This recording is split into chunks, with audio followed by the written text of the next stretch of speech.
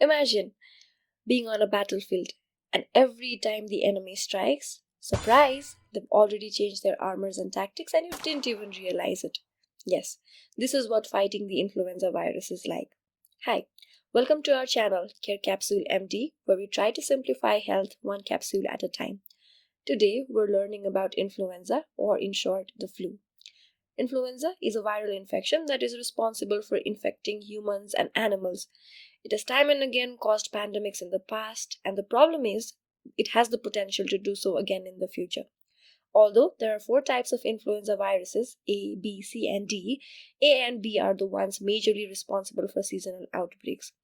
These seasonal outbreaks occur commonly during fall and winter, but big pandemics can occur even outside these seasonal patterns. There have been instances where influenza has shook humanity. Russian flu, Spanish flu, and Asian flu are some of the instances. Vaccine was developed against this bug back in 1940s, but this has still been a threat. Why? Well, this virus has a secret weapon. The secret weapon is rapid mutations. These rapid mutations are called antigenic drift and antigenic shift. Antigenic drift means making small, gradual changes in the genetics of the virus so that it can easily escape our immune system, while antigenic shift refers to a more dramatic change in genetic material, making it potential for large pandemics. Just like most respiratory infections, the flu is also transmitted by droplets. This means one gets flu when infected person coughs, sneezes, or even talks.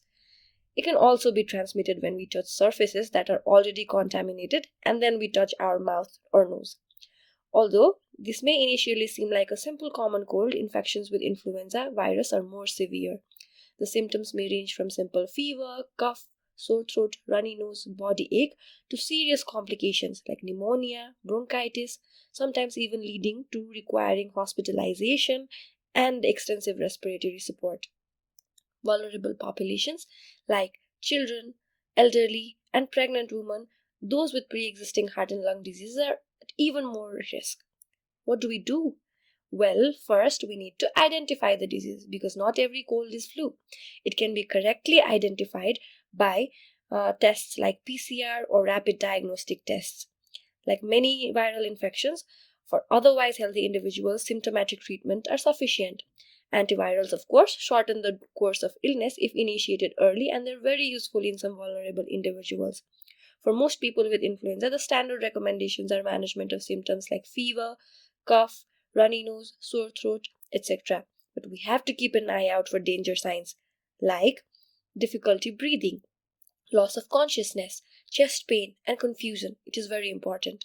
Remember, antibiotics are not at all effective against influenza virus because this is a viral infection, not a bacterial one. Additionally, maintaining hand hygiene and wearing masks are integral part of breaking the chain of transmission.